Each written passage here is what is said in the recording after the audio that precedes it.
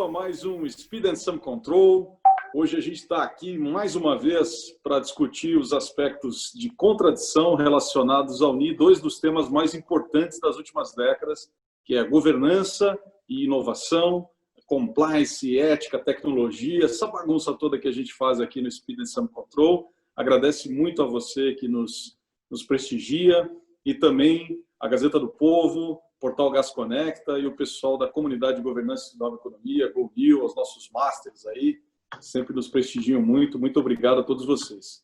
Hoje a gente tem aqui os nossos âncoras de sempre. Felipe, representando a China, com a camisa da China. Fala, Felipe. Olá, bom dia, boa tarde a todos. Alegria estar aqui de novo. Beleza.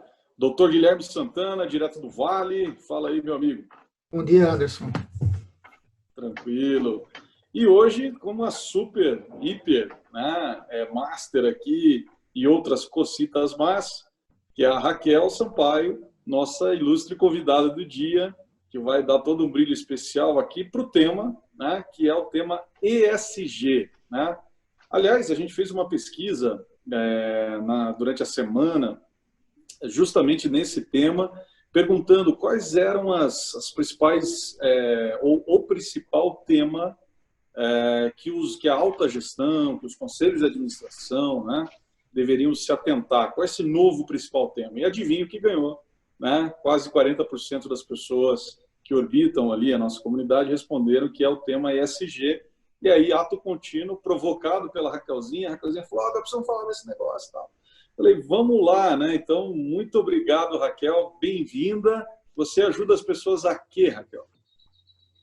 Muito obrigada pelo convite. É um prazer estar aqui com vocês, fazer parte dessa comunidade com tantas pessoas tão relevantes, para que os negócios sejam mais, mais sustentáveis e mais sérios, Bom, então, eu sou Raquel Sampaio, eu sou sócia da Rodium Consultoria e trabalho no Laboratório de Inovação Financeira, coordeno um laboratório de inovação financeira vinculado a finanças sustentáveis, O tema é finanças sustentáveis.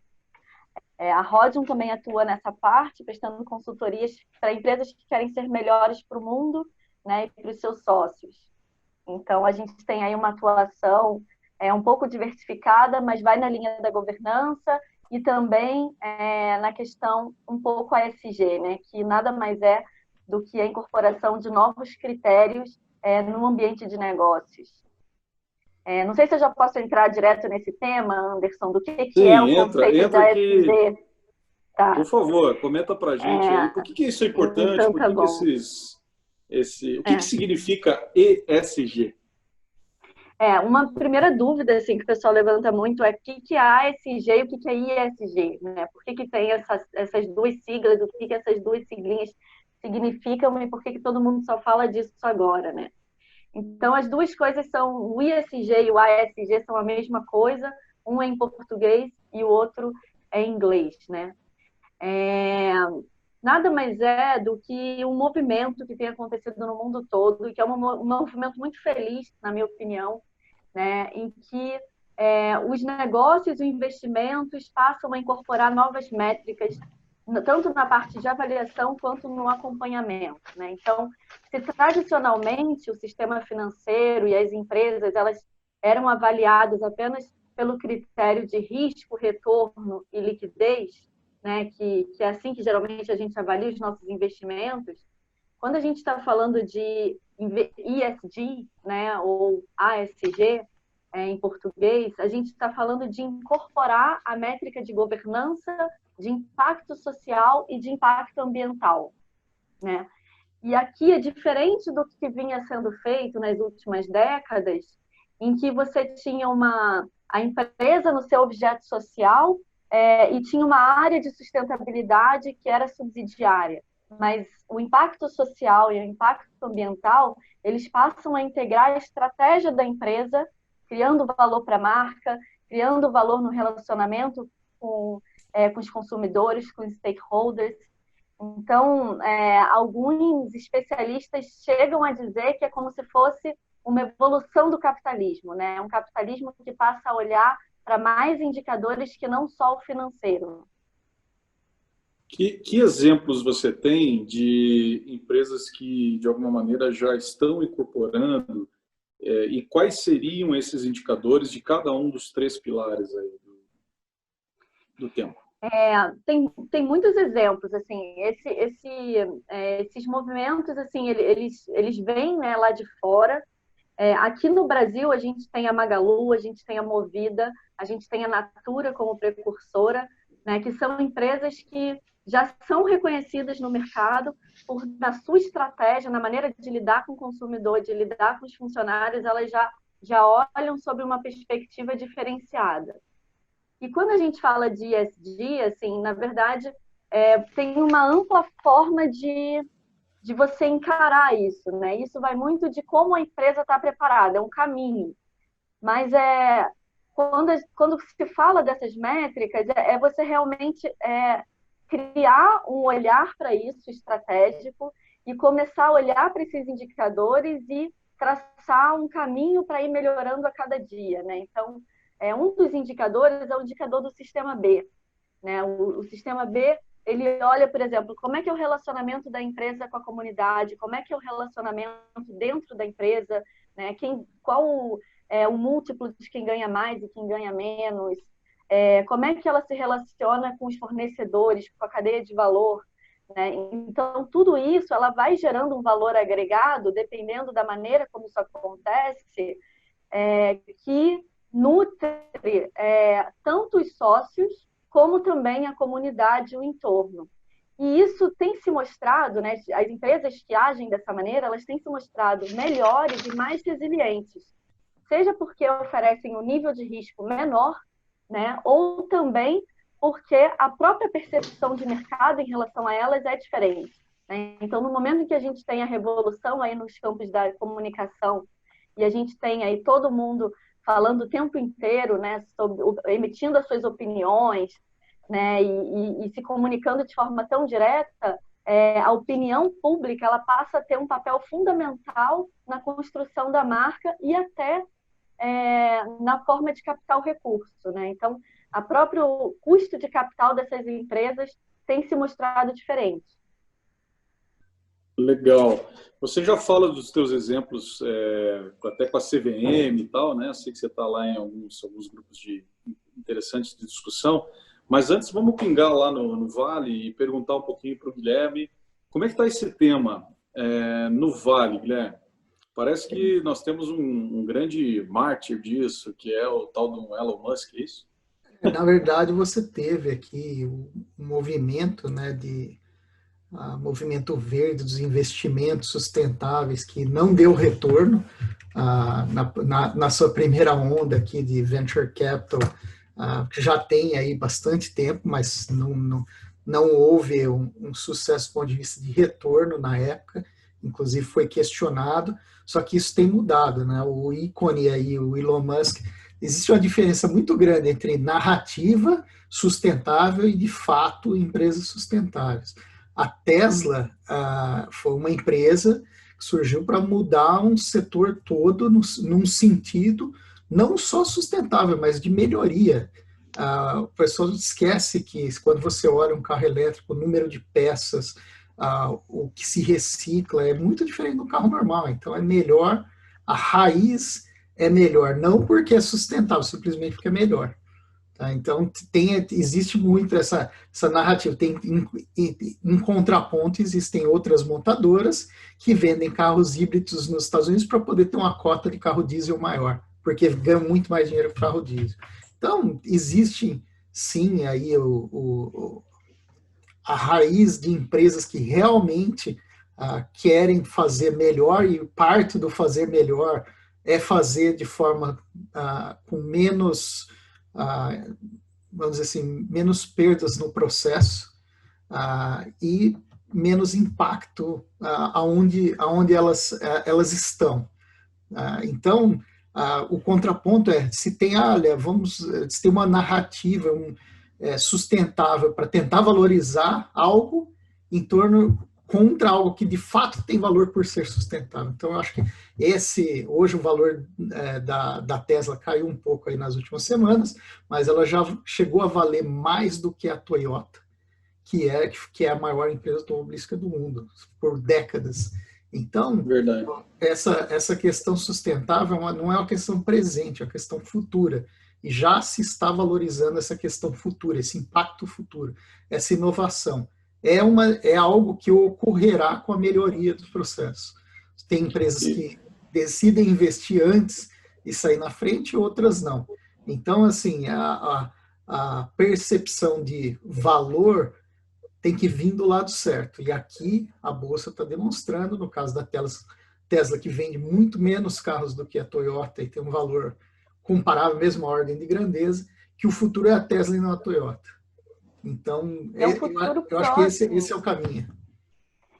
Uma coisa que eu tenho observado, assim, até em função do Covid, eu venho da área de investimento, né? E assim, tem um investidor que é o maior gestor de recursos do mundo, Larry Fink. Ele hoje gera 7 trilhões de dólares, é mais do que o PIB brasileiro.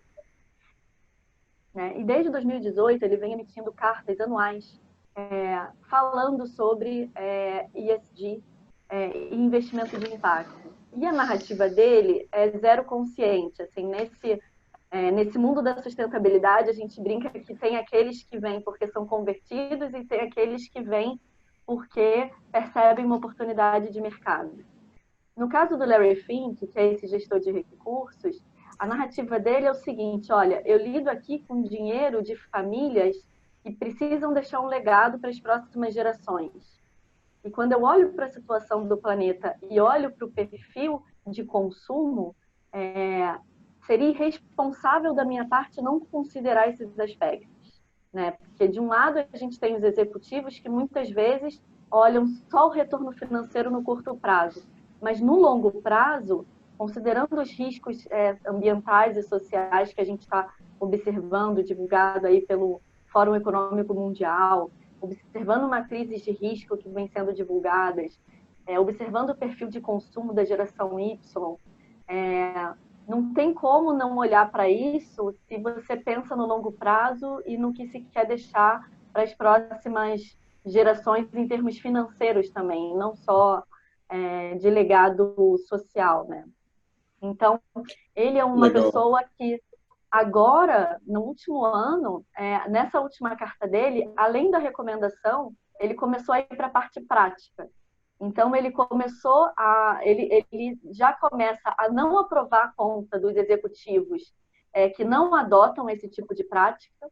Ele próprio está incorporando isso, está exigindo que se incorpore isso em todas as investidas e desinvestindo em setores que não estão observando ou que não são alinhados com as práticas ESG. Então, só esse ano, a gente tem 7 trilhões de dólares que saem da finança tradicional e que entram no ESG. E aí, por isso que a gente tem tantas pessoas preocupadas com isso. Aqui no Brasil, a gente já tem vários gestores que seguem a mesma linha, né? A JGP acabou de emitir também uma carta indo na mesma direção. O BTG abriu uma área só de sustentabilidade. A XP também abriu uma área de sustentabilidade e está advogando em função do capitalismo consciente. Então, na hora que o capital começa a se movimentar para essa direção, é um movimento sem volta. Muito legal. E isso também é uma coisa já muito difundida na China, não é, Felipe? Também.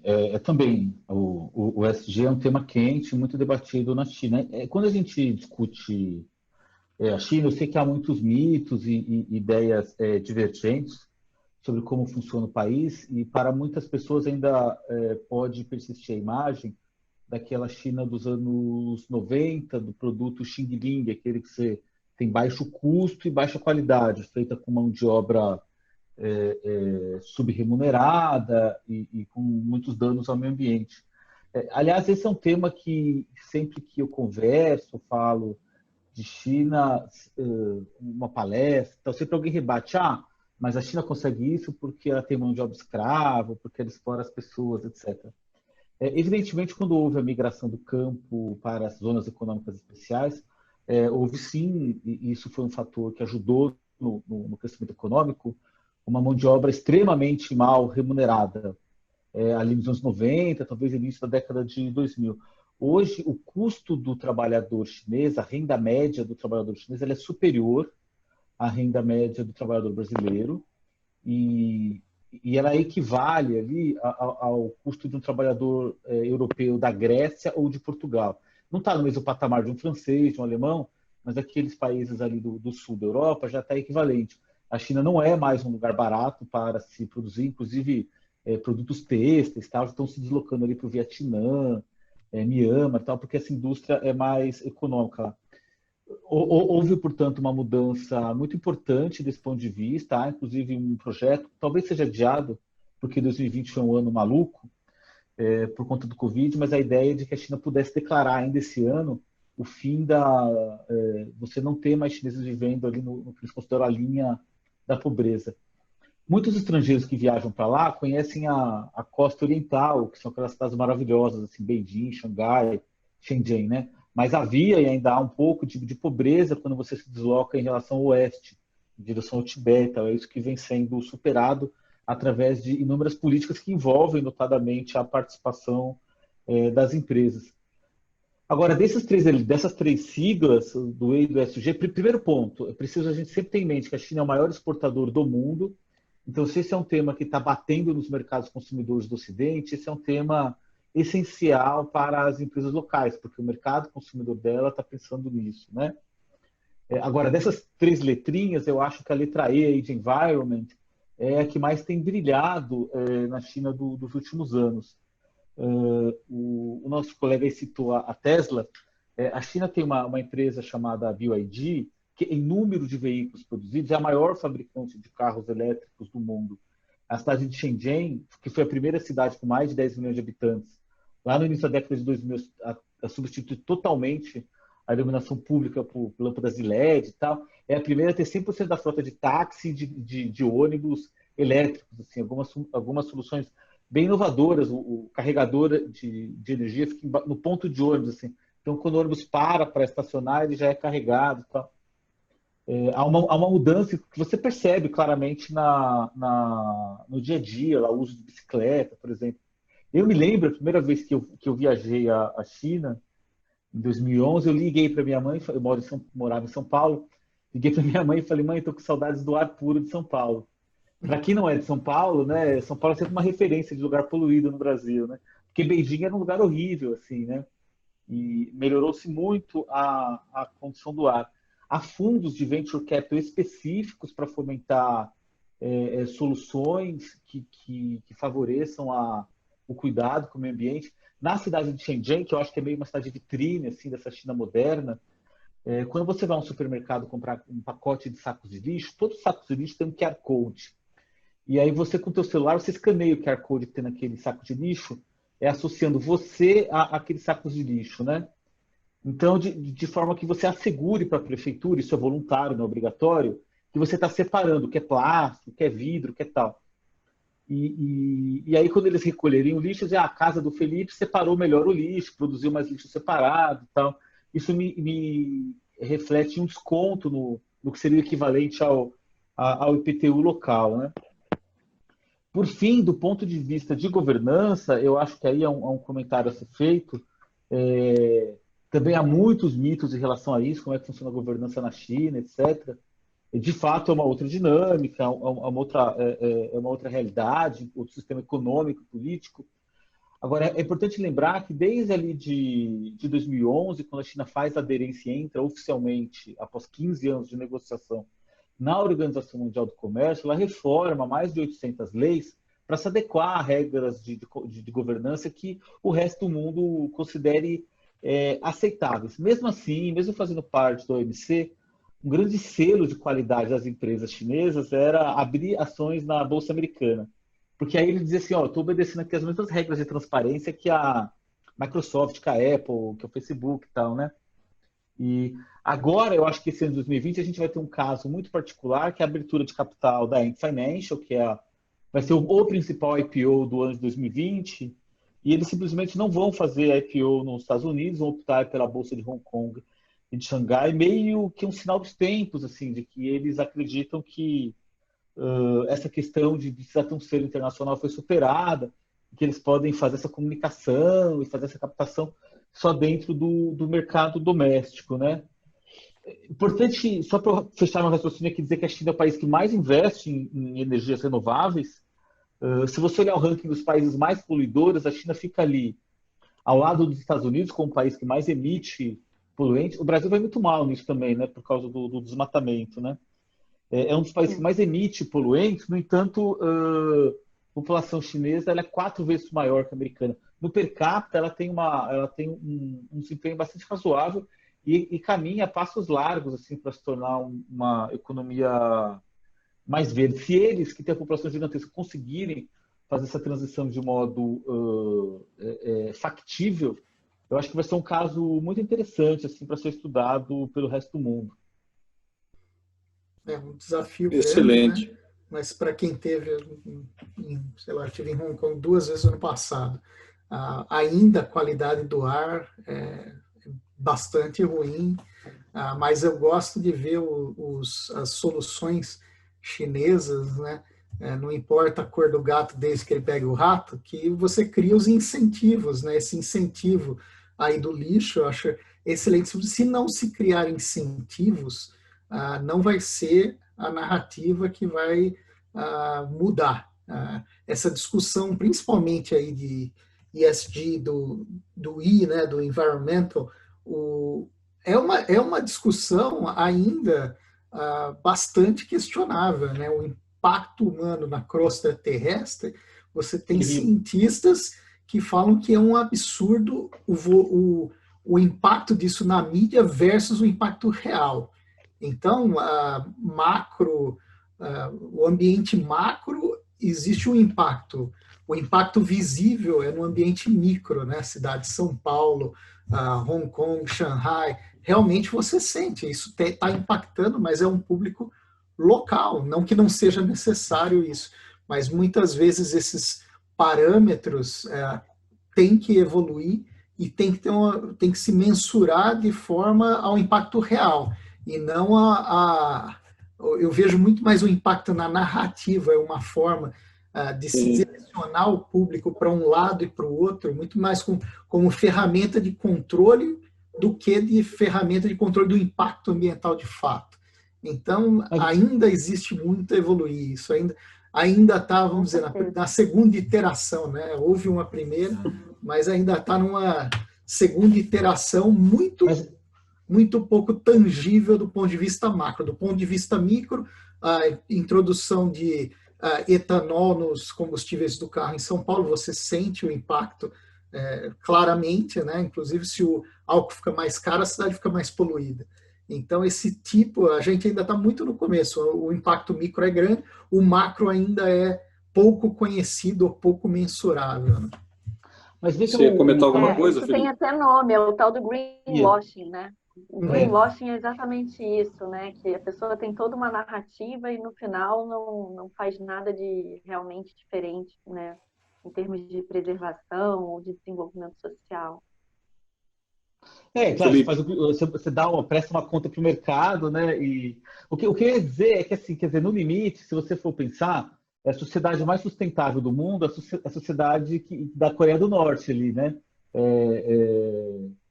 Porque não se gera muita energia e tal, as pessoas caminham a pé e tal. Não é um lugar que nenhum de nós que queremos viver, né? Não é uma referência. Veja só o tamanho do desafio. A China tirou 400 milhões de pessoas em 3 décadas do campo e levou para a cidade. Mais do que isso, tirou elas da pobreza. Então, o cara passou a consumir mais roupa, mais proteína animal, a se deslocar mais, etc., a viajar. Isso gera um impacto enorme. A gente tem um país hoje que cresce mais rápido do que a China, que é a Índia, e também tem uma população gigantesca, que vai ultrapassar a China, na verdade, né? A China, com a política de filho único, conteve a sua explosão populacional. Aliás, a China hoje não tem mais o que se chama daquele benefício, o bônus demográfico, né? A pressão ambiental vai ser terrível. Há até alguns cientistas que estimam que que não daria tempo mais de virar o jogo, né? É uma situação, de fato, dramática. O que eu tenho observado em relação a esse ponto das métricas, que me parece ser o mais relevante disso tudo, assim, né? Que realmente, assim, a sensação que dá é que a narrativa está construída, mas e aí? Até que ponto a gente está preparado para incorporar, que parâmetros são esses que precisam ser incorporados, e como é que a gente consegue ter um critério de comparabilidade, né, entre empresas pares do mesmo segmento para entender como é que isso está caminhando.